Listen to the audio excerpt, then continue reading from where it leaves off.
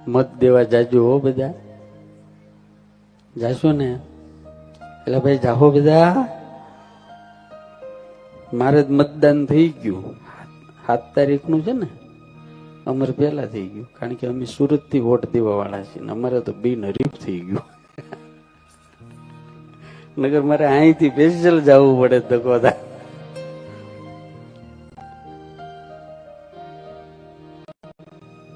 અમારે સુરતમાં કમળ ખીલી ગયું.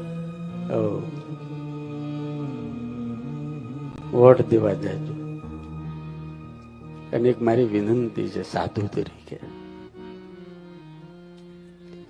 નાત જાત પાત આ મારો છે, આ પરિવારનો છે, આનું છે, કાંઈ પણ જોયા વગર રાષ્ટ્રના હિતમાં વોટ કરજો.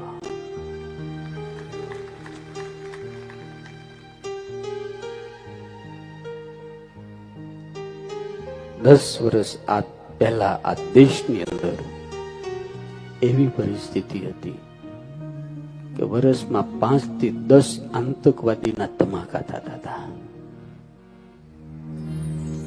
આપણા સૈનિકોને લોકો પથ્થરથી મારતા હતા.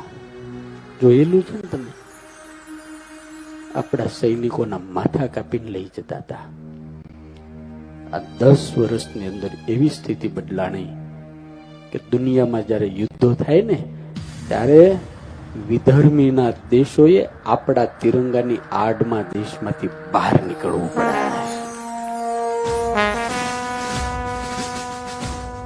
जिसने मेरे तिरंगा का आन बान और शान बढ़ा दिया है, तो मेरा वोट तो उन्हीं को ही जाएगा. 500 साल का जो प्रश्न था मेरे राम, अपनी जन्मभूमि में नहीं बैठ रहे थे. जिसने मेरे ठाकुर को अपने घर में बिठाया, तो मेरा वोट तो उन्हीं को ही जाएगा.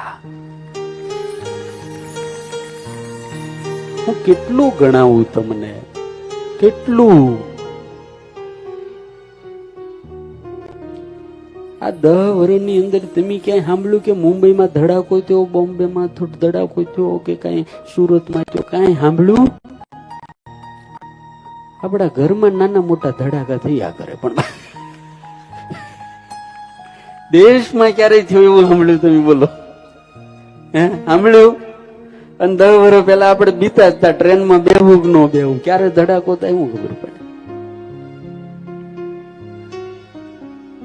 મને ખબર છે બોરીવલીની અંદર જયારે ટ્રેનમાં ધડાકા થયા, તમને ખબર? ત્યારે હું યુકે હતો.